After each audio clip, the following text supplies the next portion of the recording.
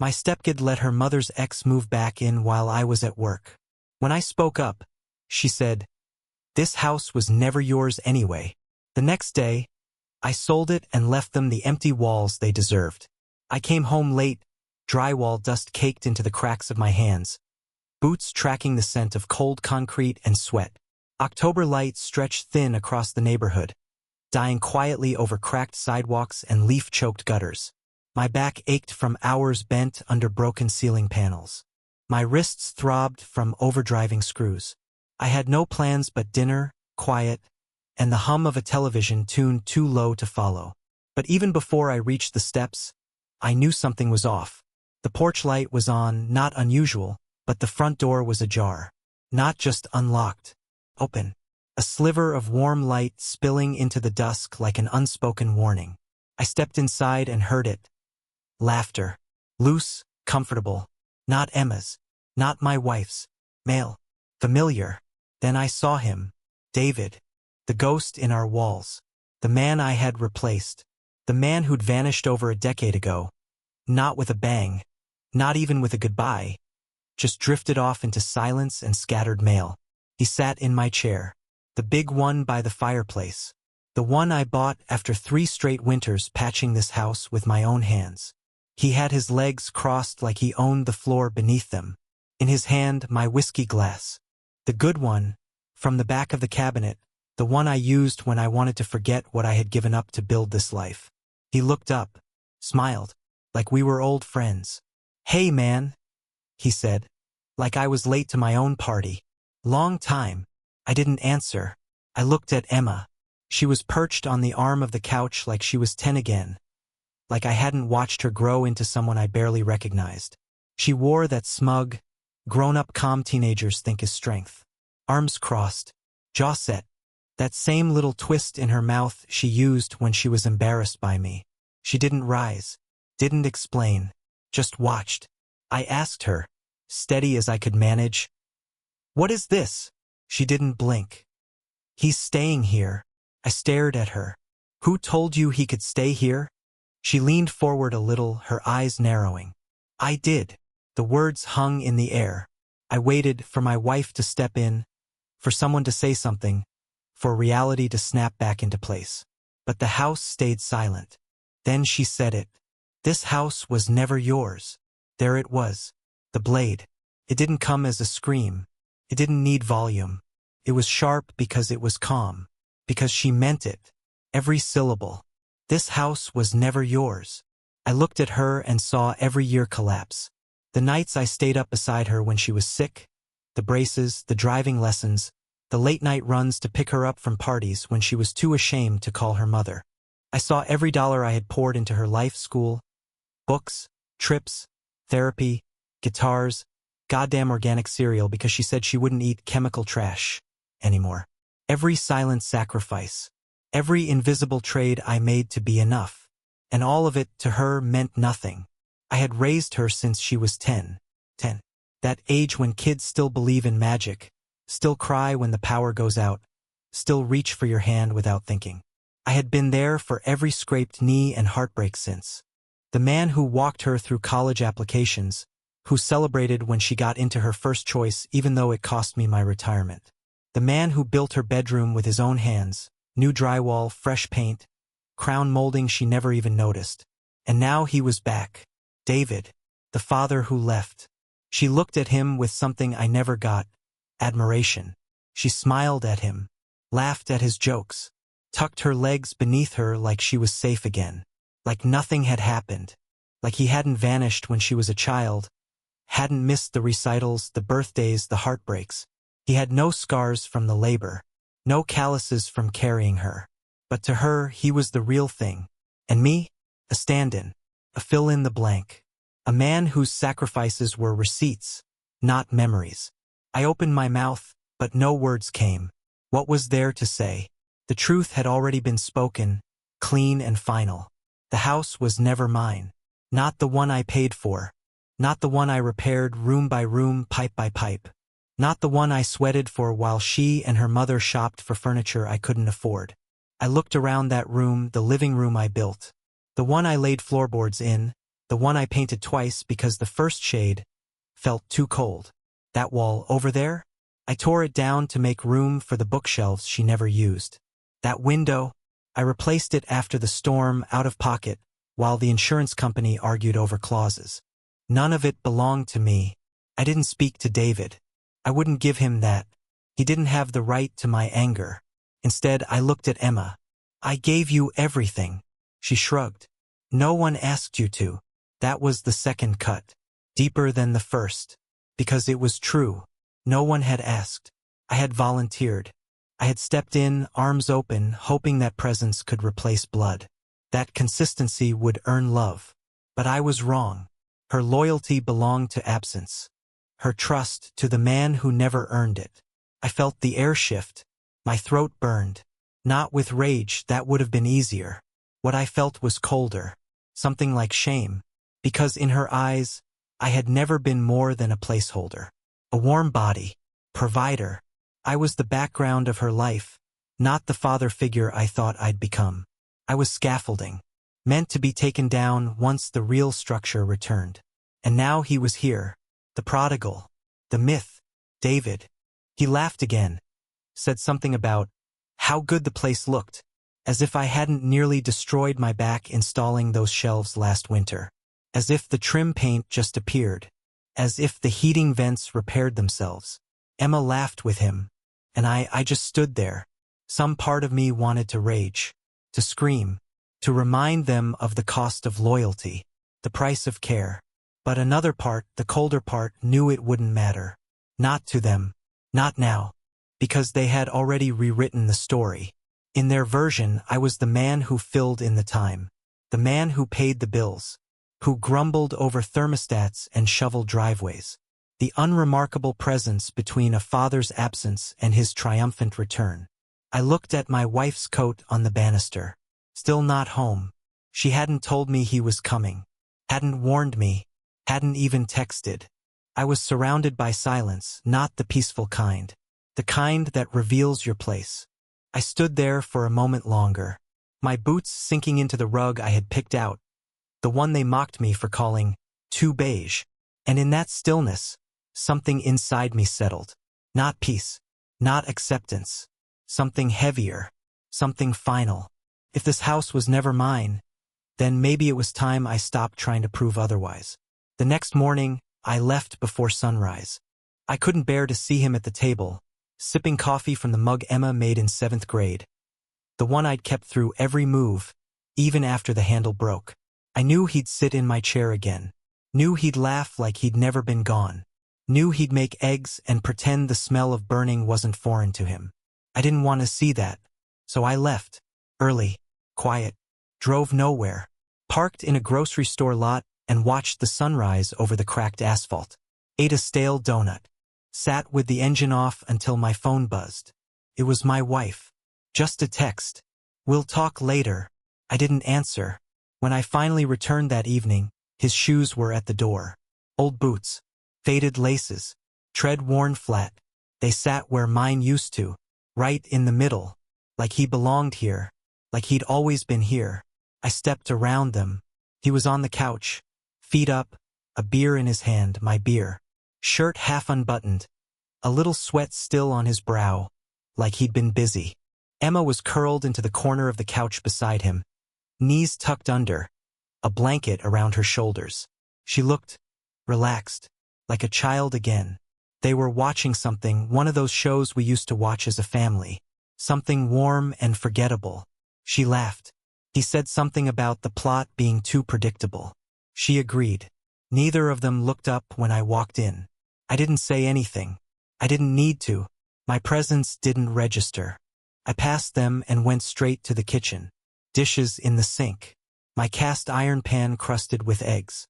Someone had tried to use it without seasoning it first. My hands clenched. I washed it slowly, each stroke of the sponge more deliberate than the last. Behind me the laughter rose. Their voices, their ease, and mine absent. Later that night, I found out he'd taken my truck to run errands. Emma told me like it was nothing. We needed groceries, and your car was blocking the driveway. Don't be dramatic. I didn't speak. He returned half an hour later, tossed me the keys without a word, that smug half-smile on his face, like I should be grateful. The next day, I came home and found him at my workbench in the garage, tools scattered, sawdust in the air. He was fixing something, Emma's old jewelry box, the one I gave her on her 16th birthday. It had been broken for years. She never asked me to repair it. I'd offered. She never answered. But there he was, hands trembling slightly, but determined, like this act could buy back the years. Emma stood behind him, holding a flashlight like a child helping their dad for the first time. I didn't interrupt. I stood at the threshold, watched. She was smiling. That night at dinner I made pork chops. The good ones. Brined overnight, seared just right. Emma took a bite and said, "Wow, Dad, you should try this." She wasn't talking to me. He grinned. "Looks good." Didn't say thank you. Didn't even reach for the salt like he usually used to. Just took the plate like it was owed to him. Emma passed him the bowl of potatoes.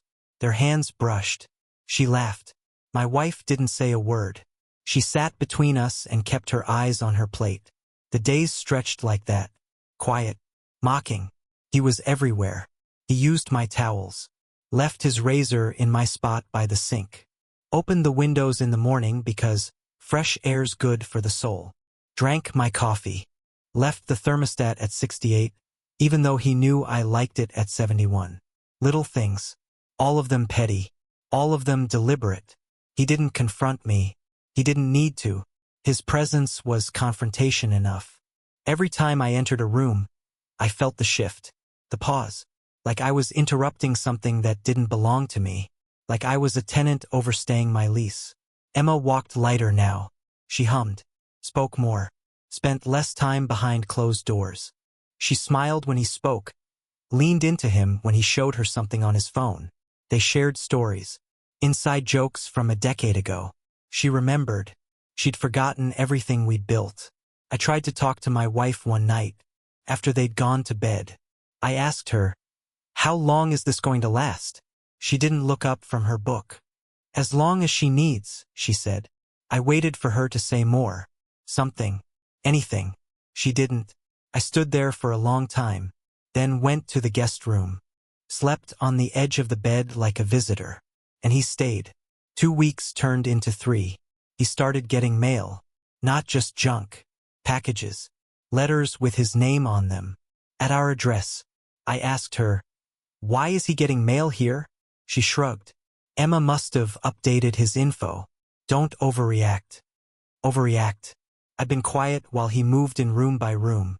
Watched him reclaim her affection like it had been waiting for him. And now I was the one overreacting. I stopped cooking. No one noticed. I stopped cleaning up the backyard. The leaves piled higher. The gutters clogged. Still, no one said a word. Then one night, I walked into the kitchen and found him eating the last slice of the pie I'd made 3 days ago. The one Emma said she didn't want, but I'd saved anyway. He was barefoot, humming, fork scraping the plate. I stood there. He looked up, smiled. "Man, you make a damn good crust." That was it. No apology. No acknowledgement. And Emma? She walked in behind me, saw him with the pie, and grinned. "Thought you hated sweets," she said. He winked. Maybe I just needed the right cook. They laughed. And I realized something simple. Something cruel. They didn't miss him before because they were hurting. They missed him because in their eyes he had always been real. I was the fiction. The substitute teacher before the permanent one returned. She loved him not because he had earned it, but because he was absent long enough to preserve the illusion. I had broken the illusion by being present, by showing up, by being flawed, tired, human. She respected that absence more than she ever respected my sacrifice. And in that moment I knew I was already gone. Not from the house, from their story. He had returned. The ghost, the myth, the man who could do no wrong. And me? I was the shadow cast by his return. I woke one morning to the sound of his laughter in the kitchen. That low, careless laugh that used to echo through Emma's stories when she was small. "Dad said this. Dad did that." The voice I had spent years erasing from her memory was now the first thing I heard each day. The smell of bacon drifted up the stairs. He was cooking breakfast. My breakfast. The one thing I used to do every Sunday, back when we still felt like a family. I lay there, listening to the crackle of the pan, the clatter of plates, Emma's voice drifting up with light, sweet tones I hadn't heard from her in years. Then came hers, my wife's, soft, familiar, guilty. I rose, dressed, and went downstairs. They were all there, him at the stove, spatula in hand. Emma setting the table, humming. My wife pouring orange juice like it was any other morning. A tableau of domestic peace, rehearsed perfectly in my absence. "Morning," he said without turning around. "Hope you're hungry." I wasn't. My wife smiled nervously, the kind of smile that pleads for silence. "David thought it'd be nice to make breakfast for everyone." "Everyone," I repeated. "Or just the ones that still matter?" Emma rolled her eyes. "Don't start. Don't start." As if I were the one who had crossed the line. As if I hadn't come home one day to find a stranger living in my place, eating from my plate, wearing my robe after showers. As if I hadn't been erased quietly, piece by piece, until my presence was the only thing left to offend them. I sat at the table. The bacon sizzled. No one spoke. After a moment, David slid a plate in front of me. "Eggs. Overdone, yolks broken. Figured you wouldn't mind me borrowing your pan." I looked at him. "You've borrowed worse." He smiled, half amusement, half challenge. "Guess we're even, then." Even. That word clung to the air like smoke. I ate in silence, chewing until every bite turned bitter. Emma chatted about something, a class, a trip, a friend. He nodded, proud, as if he'd been there through all of it. As if I hadn't been the one writing checks while she built her future one careless semester at a time. And my wife. She watched the two of them, her fork untouched. There was a flicker of something in her eyes. Shame, maybe, or fear. But she said nothing. That was when I decided. Not out of anger. Not even pain. Just a sudden, perfect clarity, the kind that comes when the noise finally burns itself out. I finished breakfast, stood, and walked out without a word.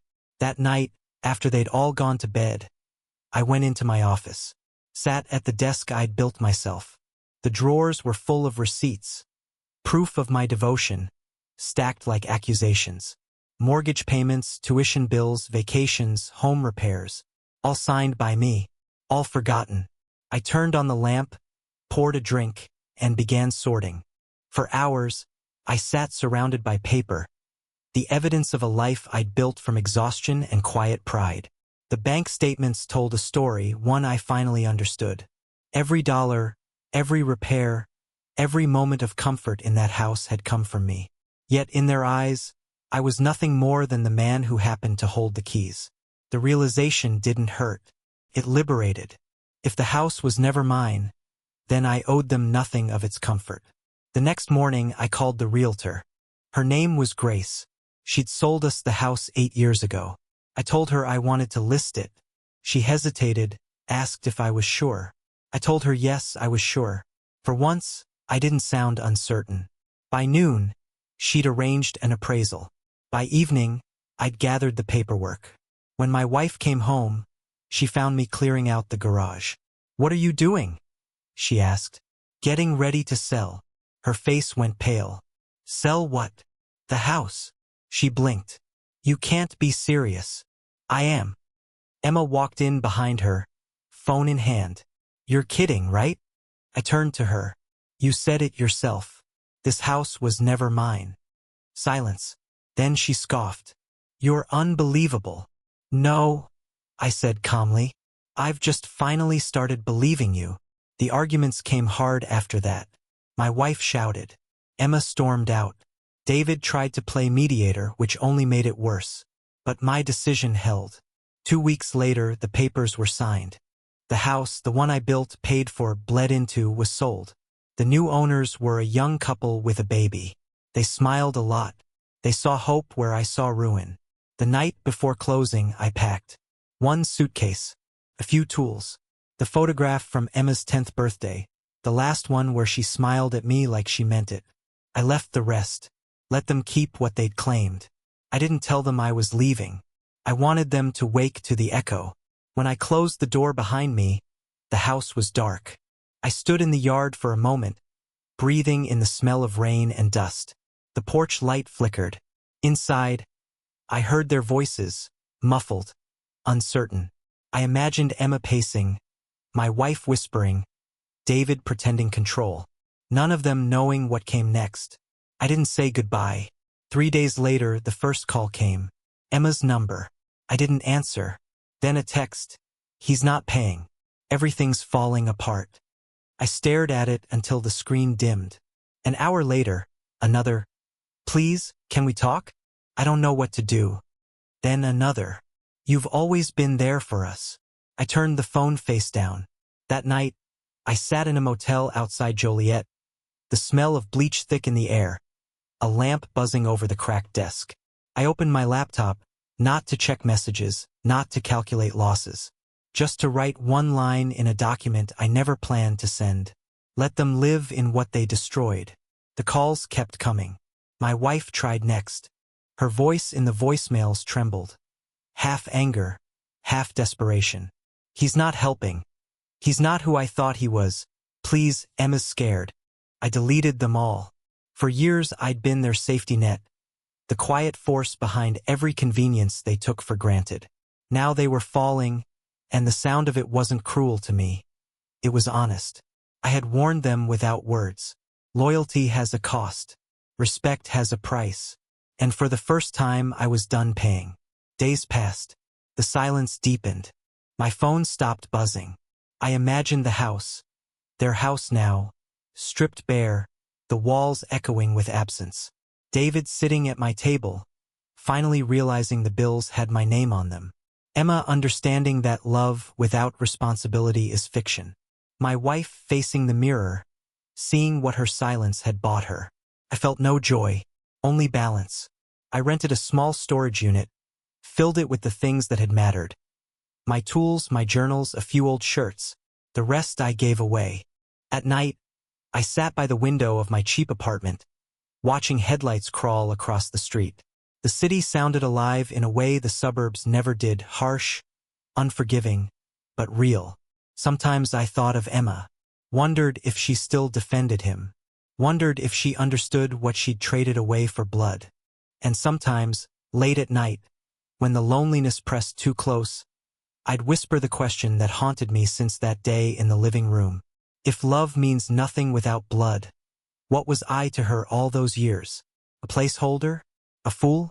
But then the thought passed, because a fool can learn. And I had learned the hardest truth of all, that sometimes the only way to teach them the value of your presence is to leave them with its absence. I turned off the light, lay back, and let the quiet swallow me whole. Tomorrow, I told myself, I would stop checking the phone. Tomorrow, I would stop caring if they ever called again. Tomorrow, I would start living a life that belonged to no one but me. I live alone now. A small one-story rental on the edge of Chicago, South Side, tucked between a boarded-up convenience store and an alley that always smells like engine oil and wet paper. The walls are thin. The floor creaks when the radiator kicks in. The lights hum like tired bees when I flip the switch too fast. But it's mine. Every stain, every rattle, every inch of silence belongs to me. I don't hang pictures on the walls. There's nothing I want to remember in still frames. No smiling faces to trap behind glass. No artificial warmth from birthdays or vacations that turned into ledgers of disappointment. My memories are not for display anymore. They're filed deep, quiet, like wounds healed badly but closed. I have a chair. Just one. Worn leather, back tilted slightly because the bolts are stripped. I found it on the side of the road, cleaned it up, carried it home myself. It's not comfortable, but it doesn't talk back, doesn't judge. It lets me sit in peace. There's a table, too, salvaged from a demolition site. Heavy oak, scorched black on one corner. I sanded it down myself. Took me 2 days. The burn didn't come out. I left it there. I like it better that way. Imperfect. Honest. It reminds me of who I am now. Every morning I wake up at 6, make my coffee. No one touches the filters but me. No one drinks the last cup without making more. No one leaves the pot on until it burns to tar. I sit by the window. I listen to the world rise. Dogs barking, garbage trucks coughing down the street, the occasional early riser shouting into their phone. Life without masks. There are no voices behind me now. No footsteps upstairs. No slamming doors or whispered arguments. No daughters spitting old wounds like venom. No ex-husbands laughing in my chair. Just silence. Pure. Sterile. Sacred.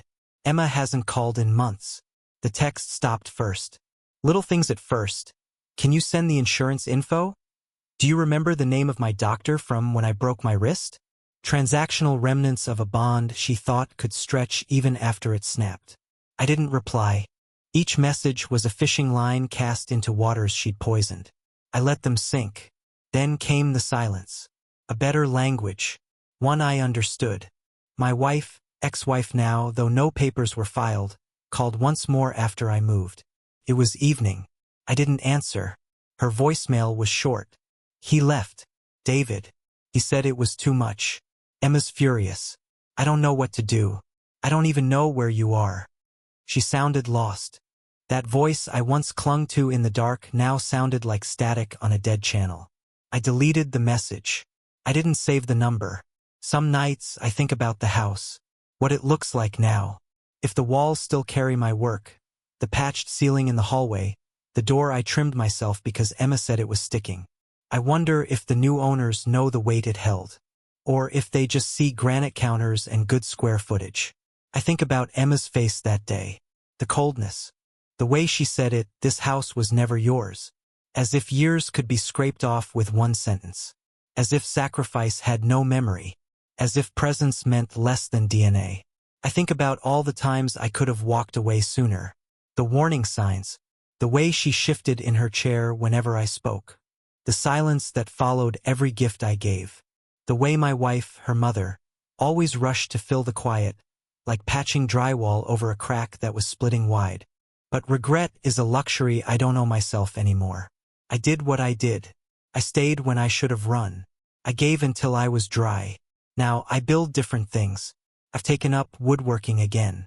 Not professionally, not like before. Just small projects. I rent a corner of a shop 2 blocks down. Pay cash for the hours I use. I don't make anything for anyone else. No more gifts. No more offerings. Just shelves, boxes, pieces that serve no one but me. Last month I made a cabinet. No hinges. Just open slats. I keep my notebooks inside. Pages filled with old receipts, unsent letters, things I write late at night when the weight of memory won't let me sleep. There's one letter I read over sometimes, the first one I started writing to Emma after I left. I never finished it. It begins, "You won't understand this now, but one day you might. One day you'll sit in a room and realize the person who raised you, who gave everything quietly and never asked for credit, was the one you pushed aside. And by then, they won't be there anymore.